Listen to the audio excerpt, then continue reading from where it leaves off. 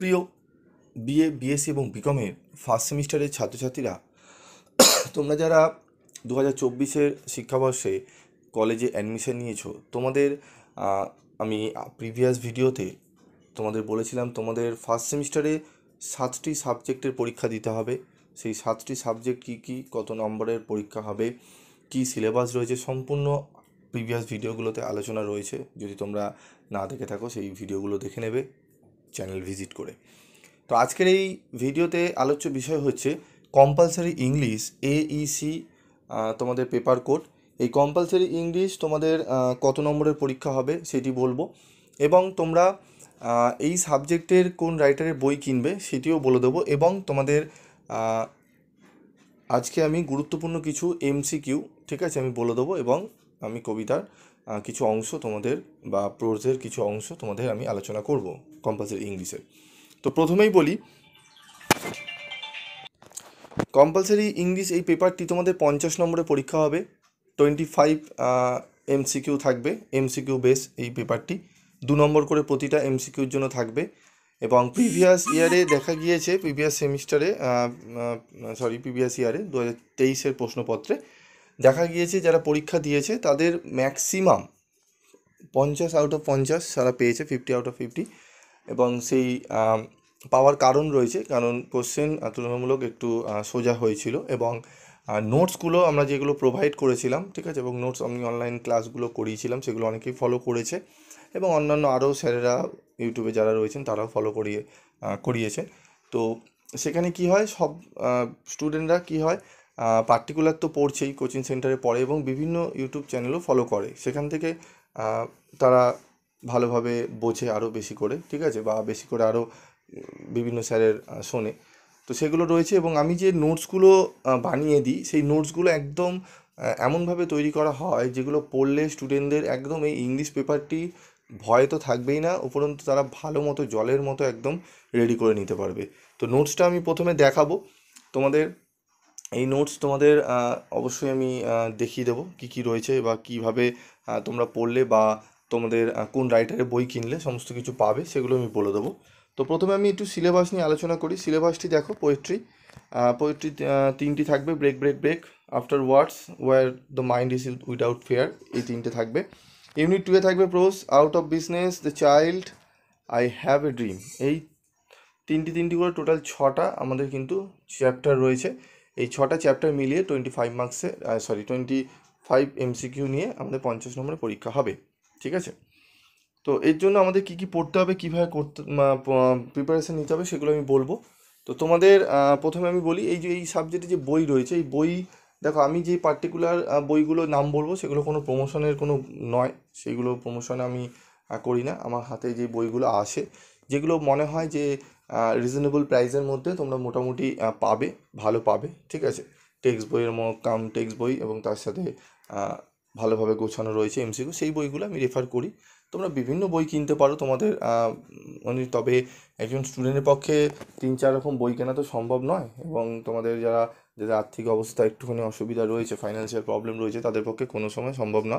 তো তাদের জন্য আমি নোটসগুলো রেডি করি, যেগুলো কম রেমুনারেশনে একদম সমস্ত কিছু 4-5টা বইয়ের মিলিয়ে যেই নোটসগুলো তৈরি হয় সেগুলোই আমি তোমাদের সামনে প্রোভাইড করবো। তোমরা দেখলে বুঝতে পারবে যে এরকম নোটস তোমরা কিন্তু কোনো বইতে সেরকম পাবে না। তবু আমি তোমাদের বই দেখবে, প্রিভিয়াস ভিডিওতে আমি বইয়ের নাম বলে দিয়েছি, সিলেবাস বলে দিয়েছি, বিস্তারিত আলোচনা করে দিয়েছি, ওই ভিডিওটি একবার দেখে নেবে। তো আমি আজকে যে মূল বিষয় সেটি হচ্ছে এই যে ব্রেক ব্রেক ব্রেক দেখছো লর্ড টেনিসনের, এই ব্রেক ব্রেক ব্রেক নিয়ে আমি তোমাদের গুরুত্বপূর্ণ কিছু MCQ এবং তোমাদের নোটসগুলো কীভাবে সাজানো রয়েছে সেটি একটু দেখিয়ে দেবো। এবং তোমাদের ফ্রি ক্লাস হয়, ঠিক আছে, ফ্রি ক্লাস তোমরা জয়েন করতে পারো, সেখানে তোমাদের রেকর্ডেড ক্লাস হবে, গুগল মিটেও তোমাদের ক্লাস হবে। তো সেগুলোর জন্য তোমরা জয়েন করতে পারো, ঠিক আছে। সেখানে তোমাদের ক্লাসগুলো হবে, কিন্তু ক্লাসের যে নোটসগুলো তোমাদের প্রোভাইড সেগুলো পেইড নোটস, আমি পেইড তোমাদের একটু সামান্য রেমুনারেশন দিয়ে সেই নোটসটা কালেক্ট করে নিতে হবে, এবং রেমুনারেশন অত্যন্ত কম, তোমরা তোমাদের সাধ্যের মধ্যেই পারবে এবং রিজনেবল প্রাইসের মধ্যে আদর্শ কোয়ালিটির নোটস তোমরা পেয়ে যাবে। নোটসটি একবার দেখে নাও। দেখো, এখানে আমি তোমাদের রেখেছি সিলেবাসটি, তো আমি রেখেছি, বুক নেম এখানে রয়েছে, ঠিক আছে। বুক নেম তোমরা আগেরটায় বিস্তারিত আলোচনা পাবে, আরও কিছু বইয়ের নাম বলেছি। তো এখানে দেখো, ব্রেক ব্রেক ব্রেক আমাদের কে লিখেছেন, তার লেখকের নাম রয়েছে এখানে আলফ্রেড লর্ড টেনিসন, ঠিক আছে। আলফ্রেড লর্ড টেনিসনের এখানে সালটা দেওয়া রয়েছে, এবং an introduction two Alfred Lord Tennyson, লেখকের সম্পর্কে আলোচনা এখানে রয়েছে, তার ইন্ট্রোডাকশন সম্পর্কে। এটি ইংলিশেও যেমন রয়েছে তেমন তোমাদের বাংলায়ও রয়েছে, ঠিক আছে। আলফ্রেড লর্ড টেনিসন ছিলেন একজন ইংরেজ কবি, ঠিক আছে। সমস্ত কিছু দেওয়া রয়েছে, কারণ যারা ইংলিশ ভার্সন পড়ছো তাদের জন্য ইংলিশ ভার্সন, তো এটি ইংলিশ পেপার, ইংলিশে পড়লে কোনো অসুবিধা নেই। যারা একটু ইংলিশটা একটু দুর্বল রয়েছে বা একটু অসুবিধায় রয়েছে তাদের জন্য বাংলায় ট্রান্সলেট করে দেওয়া রয়েছে, ঠিক আছে। বাংলায় সমস্ত কিছু ইংলিশে বাংলা রয়েছে যাতে তোমরা পড়তেও সুবিধা হয়, এবং তোমাদের প্রোনাউন্সিয়েশনেরও কিন্তু বাংলা রয়েছে কিছু কিছু ওয়ার্ডের, বা কবিতার পুরো টেক্সটাই কিন্তু প্রোনাউন্সিয়েশনের ওয়ার্ড রয়েছে যাতে তোমরা প্রোনাউন্সিয়েশন ঠিকঠাক করতে পারো এবং মানেগুলো ঠিকঠাক করে বুঝতে পারো। তারপর দেখো আমাদের রয়েছে দেখো an introduction to break break break. Break break break কবিতার ইন্ট্রোডাকশন কী রয়েছে, ঠিক আছে। ব্রেক ব্রেক ব্রেক হলো একটি সংক্ষিপ্ত দুঃখজনক গীতি কবিতা, যেখানে বক্তা একজন বন্ধু বা প্রেমিকাকে হারানোর জন্য শোক প্রকাশ করেন এবং কল্পনা করেন যে তাকে ছাড়া প্রত্যেকেরই ভালোবাসার কেউ আছে। প্রকৃত তাই নয়, ঠিক আছে। তো এগুলো বাংলায় রয়েছে, ইংলিশেও রয়েছে, ঠিক আছে। তোমরা এগুলো পেয়ে যাবে, এবং এর সাথে পেয়ে যাবে তোমরা টেক্সট পেয়ে যাবে, কবিতা টেক্সট বইয়ে যে কবিতা রয়েছে, এই কবিতা টেক্সট তো রয়েছে, ইংলিশেই রয়েছে, এবং ইংলিশের সাথে তোমরা ইংলিশের সাথে পেয়ে যাবে তোমরা প্রোনাউন্সিয়েশন, বাংলায় প্রোনাউন্সিয়েশন রয়েছে ব্রেক ব্রেক ব্রেক, ঠিক আছে। এবং তার সাথে প্রত্যেকটা লাইনের মানেও রয়েছে, প্রত্যেকটা লাইনের মানেও তোমরা নোটসে পেয়ে যাবে, ঠিক আছে। নোটসটি সেইভাবেই তৈরি করা হয়েছে, এগুলো আমাদের অক্লান্ত পরিশ্রম করে তৈরি করতে হয়, ভাবনা চিন্তা করে, ঠিক আছে। তো দেখে নেবে, এবং এই নোটস তোমরা অনেকেই স্যাররা করতে পারে, আমি করেছি মানে কেউ করতে পারবে না এমন কোনো যুক্তি নেই, ঠিক আছে। এগুলো অনেকেই করতে পারে, হ্যাঁ, ঠিক আছে। এবং কিছু কিছু স্যারেরা রয়েছেন যেগুলো বই দেখে তোমাদের পড়ান, যেগুলো বইয়ের মধ্যে দাগানো থাকে এবং খাতায় লিখিয়ে দেন, সেগুলো রয়েছে, সেগুলো তোমরা দেখেও করতে পারো, অসুবিধা কিছু। তবে নোটসটি সাজিয়ে দিয়েছি, অনেক টিচাররা রয়েছেন আমার থেকে নোটস নেন, ঠিক আছে, পড়ান, ঠিক আছে।